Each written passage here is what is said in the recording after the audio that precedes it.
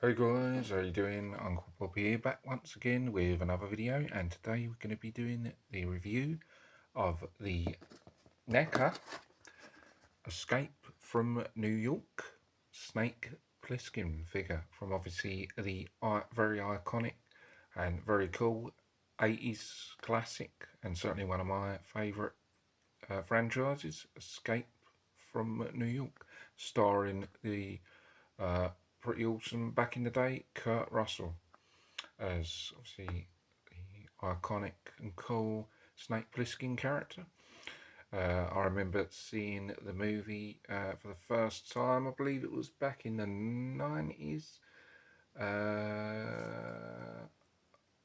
What was it? I'm trying to think. So I'm trying to think because I think this was this 1980 when this was released. I can't remember, was it 1980? I certainly didn't see it because I wasn't born until 84. But I'm trying to see when I actually first saw it. It might have been, it was like mid 90s, early 90s, so quite some time after it was made. But I think I saw it on TV when I was quite young. Yeah, I think I quite liked it and seen it many times since then. And I watched it quite recent ago. And now that I've got the figure, I want to watch it again because I want to go over a few things. I like his weapons and mainly his weapons and accessories. I want to check. I want to check because I can't remember everything that he used in the movie. I remember most of the stuff like the weapons, like baseball bat and the guns and stuff. But some of the gadgets I'm trying to recall, and some of the other weapons that he used in the film, I just want to go over. Yes, I want to go over a few things now that I've got the figure. So I'm going to be watching the movie again. And yeah, this figure had been on my radar for quite a while. It's definitely going to be in the collection because it was just definitely something, one of the franchises was going to be in the collection. Now, first of all, I had the McFarlane Escape from LA figure, which is obviously the sequel, and I had that for a few years. Then I got the Minix Escape from New York figure, but I didn't have the NECA one. And it was, as I said, been on my radar, and it was really expensive when I looked on eBay before. Over £150, which was quite expensive. And I see it on there a few times, and I just passed on it. Just didn't want to pay so much because I believe this is not. I don't know if it's so much of a growl or it's becoming a growl because it's really difficult to get hold of. It's just pretty expensive. And yeah, difficult to get hold of and just very pricey, very sought after. And I think it's just becoming more of a growl as the years are going on. Very difficult to pick up. As I said, I passed on it previously, very expensive. And I looked on it because I just searched for it and come on there again. And this time it was a lot cheaper than 150. They had this for like 80 something pound, and then they've got another one on there for the same or just a bit more. And then I thought, oh, so that's about 80 something. It's a lot cheaper than 150. And I was it was coming up to the next time I was getting paid, and I thought, yeah, that's a lot cheaper. Do you know what? I'm gonna try and get it because as I said, always wanted it, and it was just too expensive, and it was a lot cheaper. And I felt about 80 something. That's probably the cheapest it's going to get.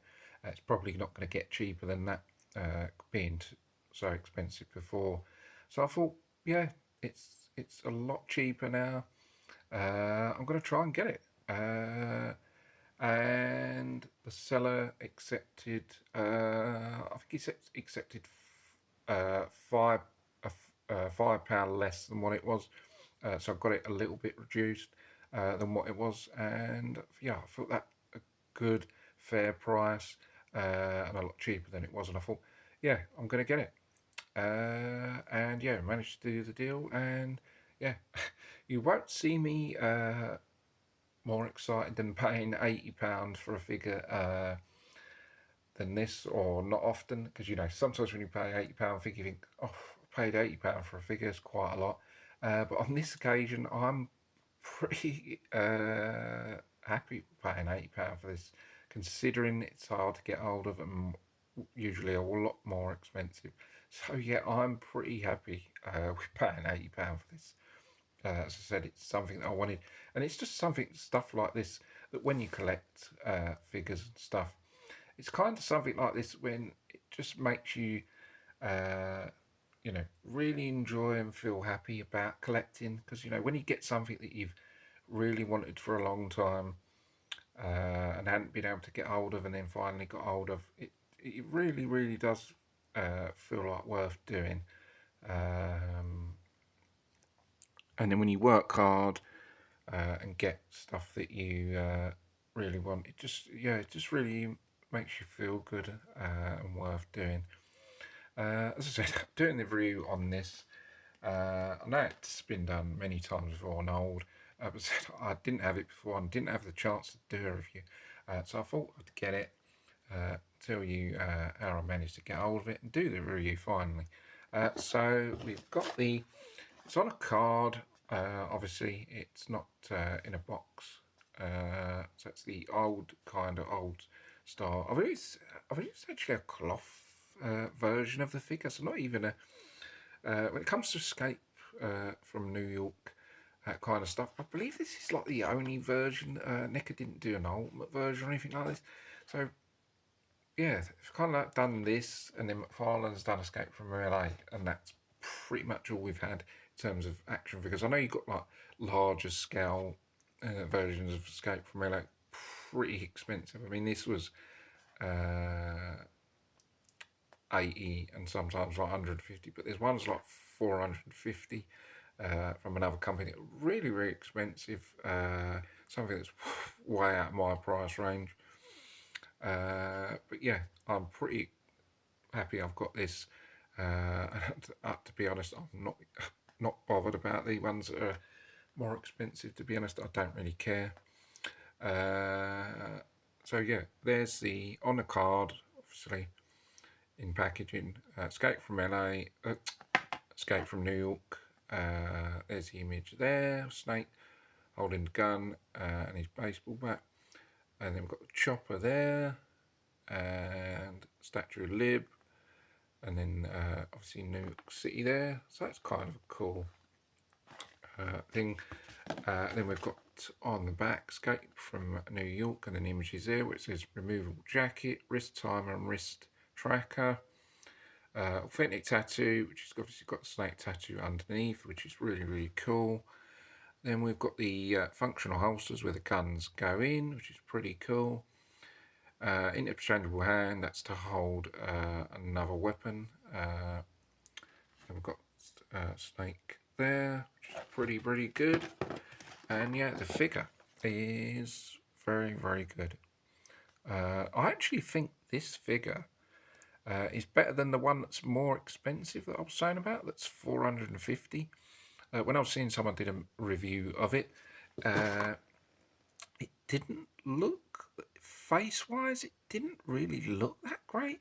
And I was thinking for a figure that's like 450, you know, the lightness didn't look really good. I thought it's kind of like, yeah, paying 450 for something that doesn't really look right. But anyway, I'm not bothered about the 451. I think this one looks way better actually. In terms of lightness, I really like the head sculpt on it. I think this is actually better than the more expensive one. Kind of looks like Kurt. It's pretty good. And then it's when he obviously had long hair back in the day.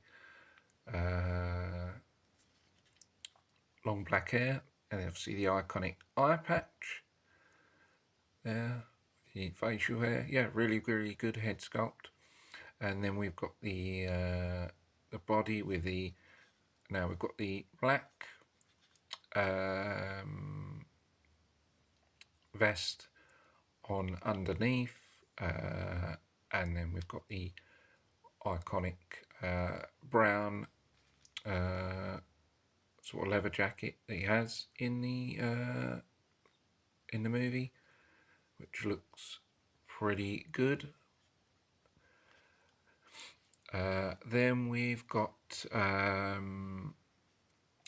his, because one's a wrist timer and one's a tracker.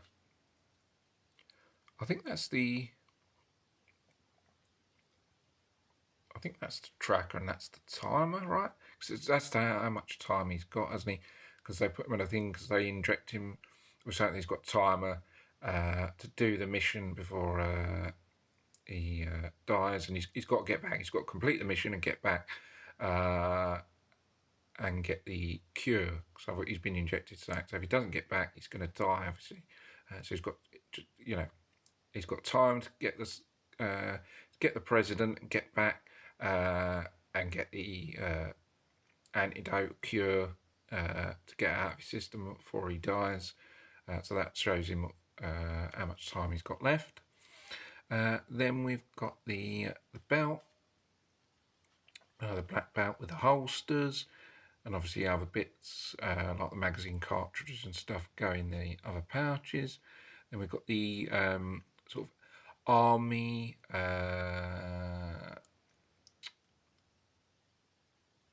grey, white and black trousers there, obviously all being cloth material. So we've got that. And then we've got the very, very cool boots, black with silver on them. Very, very good detail on the boots. I really, really like the boots. With the straps there all being silver.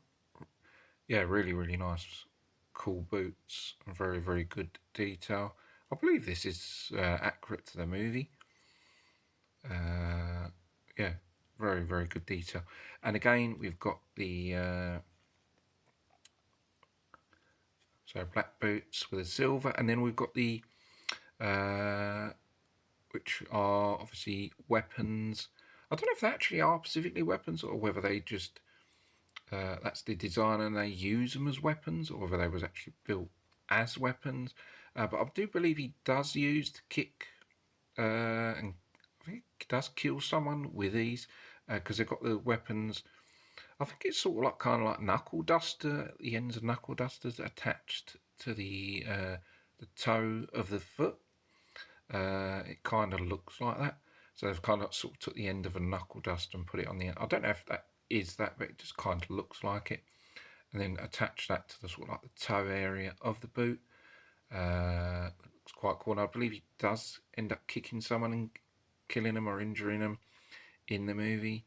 So that's pretty cool to have those on there. Yeah, just very, very good figure. The articulation is quite good on the cloth version figures. It's all quite poseable. Certainly loads of ways you can do it.